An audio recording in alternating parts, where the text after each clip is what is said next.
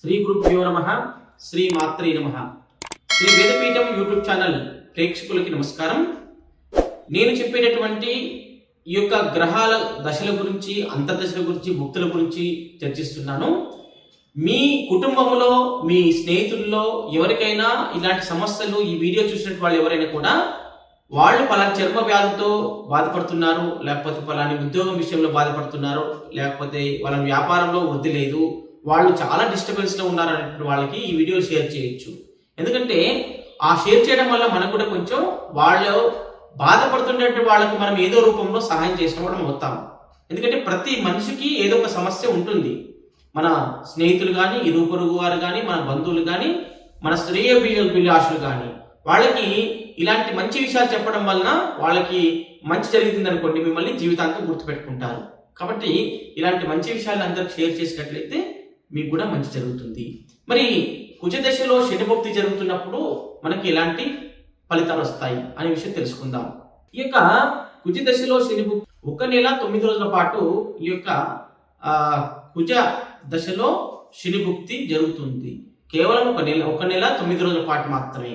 ఈ సమయంలో ఎలాంటి అనారోగ్య సమస్యలు వస్తాయి అని అనుకున్నప్పుడు ఈ దశ లోపల మనకి ఈ సమయం లోపల శరీరంలో తెల్లని మచ్చలు ఏర్పడేటటువంటి అవకాశం ఉంటుంది.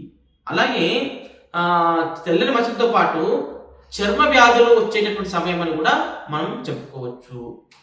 చర్మ వ్యాధులు కలుగుట, అలాగే శరీరం లోపల అలర్జీ కలగడం, అలాగే పాండు రోగము, ఇది చాలా ఒక రకమైనటువంటి బాధలు కలిగించేటటువంటి, శారీరక బాధలు కలిగించే సమయంలో చెప్పుకోవచ్చు. ఎందుకంటే ఈ సమయంలో శరీరంలో తెలియనటువంటి ఒక మార్పు జరిగి మనం ఏం చేయాలో తోచక ఇంట్లో ఉండలేకపోతాం. అందుకని ఏం జరగబోతుందో అనేటువంటి భయభ్రాంతులకు లోనైపోయి మనం హాస్పిటల్లో చేరాలనేటువంటి ఆలోచన మనకు పుడుతుంది. అలాంటి సమయం కూడా మనం చెప్పుకోవచ్చు. అన్నటువంటి సమయంలో అంటే హాస్పిటల్ ఉంటేనే మనం రక్షించబడతాము. ఇంటికాడ ఉంటే మనకి ఏదో ఒక వ్యాధి వచ్చి ఏదో రకమైనటువంటి ఇబ్బందులు జరిగి మన ప్రాణాలకు ముప్పు వాటిల్లుతుందా అనేటటువంటి భయాందోళనలు కలిగించేటువంటి సమయం అని కూడా మనం చెప్పుకోవచ్చు.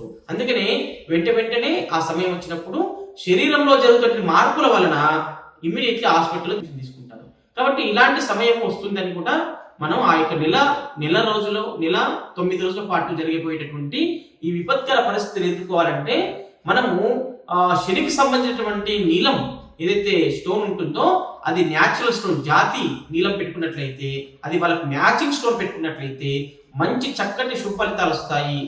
ప్రతి గ్రహాన్ని మనము నిరంతరం బ్యాలెన్స్ చేసుకుంటూ వచ్చినట్లయితే మనము ఆ బ్యాలెన్సింగ్ ద్వారా జరగబోయేటటువంటి విపరీతమైనటువంటి అనార్థాల నుంచి దూరం అవుతాం, విపరీతమైనటువంటి వ్యాధుల నుంచి దూరం అవుతాం, విపరీతమైనటువంటి సమస్యల నుంచి విముక్తులమవుతాము.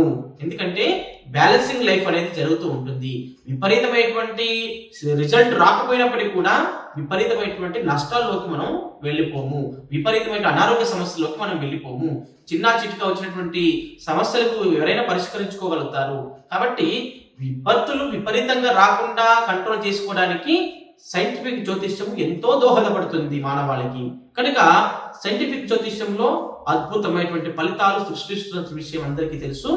దేశ విదేశాలలో మనం ఈ యొక్క భారతీయులకు మాత్రమే కాకుండా విదేశస్తులకు కూడా మనం మంచి సుఫలితాలు ఇస్తున్నాము, మంచి రెమెడీస్ ఇస్తున్నాము. దానివల్ల వాళ్ళు చక్కటి ఆనందాన్ని, సుఖవంతమైన జీవితాన్ని పొందుతున్నారు.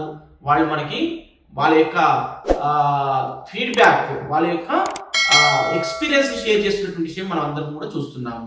శుభం భూయాత్.